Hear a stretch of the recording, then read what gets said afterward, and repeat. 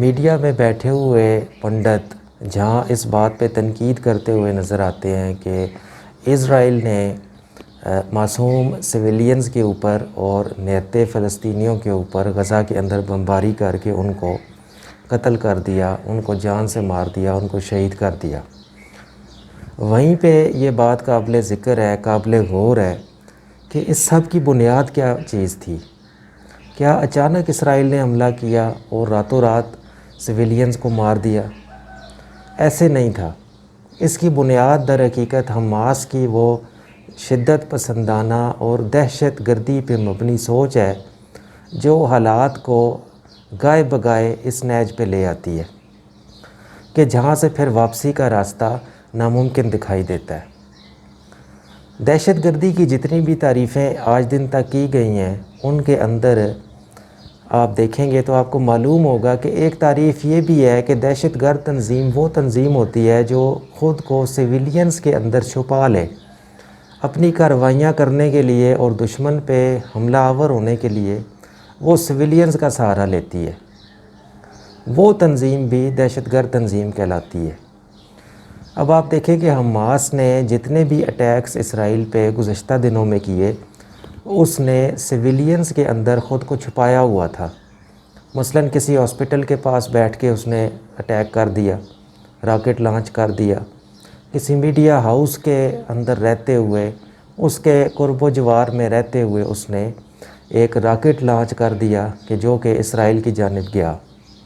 اب آگے وہ اپنے ٹارگٹ پہ کتنا ہٹ ہوا، اس نے کتنا اپنا آبجیکٹیو اچیو کیا، یہ ایک الگ بات ہے، لیکن اس کا جو پرائمری آبجیکٹیو تھا حماس کا وہ یہ تھا کہ وہ سویلینز کے اندر خود کو چھپا لے اور پھر وہاں سے وہ اٹیک کرے۔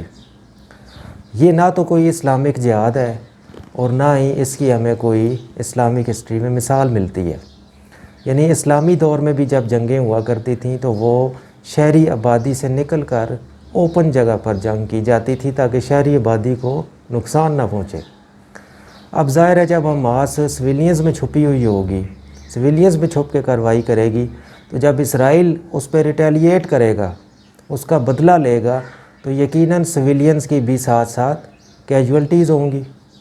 اور پھر جو الجزیرہ نیٹ ورک ہے، ایسوسیٹڈ پریس ہے اور دیگر اس قسم کے رشین چینلز ہیں یا چائنیز چینل ہیں، وہ یہ رپورٹ کر دیں گے، او ہو دیکھو جی اتنے سویلینز کی ڈیتھ ہو گئی۔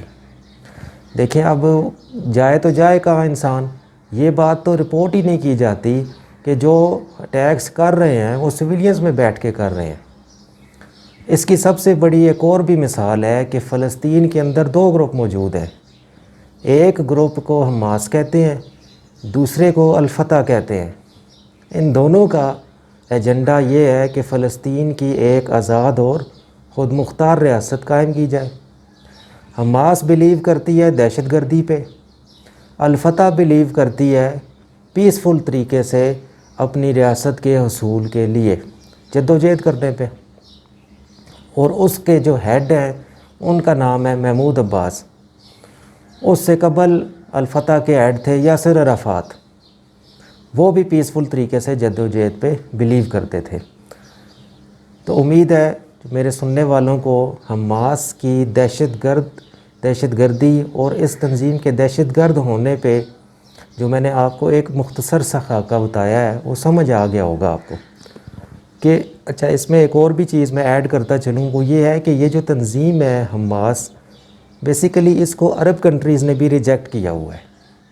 فلسطین میں بھی دو گروپس ہیں، یہ میں نے آپ کو بتا دیا، اور پھر عرب کنٹریز جیسے سعودی عرب، مصر، لبنان، UAE، بحرین، قطر وغیرہ، ان ملکوں نے بھی حماس کو ریجیکٹ کیا ہوا ہے، وہ بھی اس کو دہشت گردی کے کھاتے میں ہی رکھتے ہیں۔ اس کی وجہ یہ ہے کہ یہ ایران سے فنڈنگ لیتی ہے، اور ایران بیسیکلی اس وقت دہشت گردوں کا پرائمری سپورٹر ہے۔ شیعہ رجیم کو پروموٹ کرنے کے لیے اور شیعہ رجیم کو فلسطین میں پاور میں لانے کے لیے ایران اس وقت کوشش کر رہا ہے۔ تو یہ جتنی بھی لڑائی کھیلی گئی ہے، یہ سویلینز کی جانیں گئی ہیں، 250-300 کے قریب فلسطینی اپنی جانوں سے ہاتھ دھو بیٹھے ہیں، اس سب کے پیچھے ایران کا ایک ایجنڈا موجود ہے۔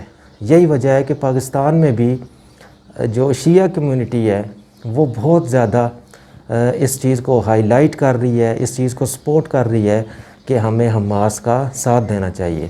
در حقیقت دیکھیں، اگر آج تو اسرائیل بھی اپنی جگہ پہ قائم و دائم ہے، تو پھر آپ نے سیز فائر کیوں کیا ہے؟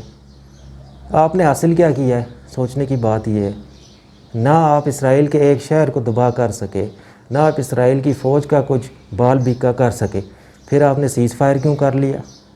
یا تو آپ سارے مر جاتے، آج سارے شہید ہو جاتے، یا سارے آپ اٹھ کھڑے ہوتے اور اسرائیل کو ملیہ میٹ کر دیتے، ایران بھی آ جاتا، اور وہ جو ارطغرل غازی کا بیٹا ہے طیب اردگان وہ بھی آ جاتا۔ وہ کیوں سارے غائب ہو گئے اچانک؟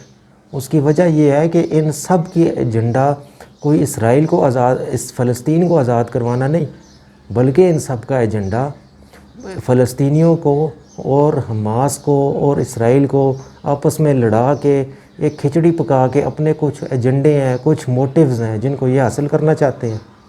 So that's all for today. میں امید کرتا ہوں کہ آپ کو یہ ویڈیو پسند آئی ہوگی، اور اگر آپ اس کو سمجھتے ہیں کہ یہ ایسی ویڈیو ہے جو آپ شیئر کریں گے تو معلومات بڑھے گی، تو ضرور آپ اس کو شیئر کریں اور اپنے دوستوں میں پھیلا دیں۔ اور thanks for watching today. Goodbye and bye bye.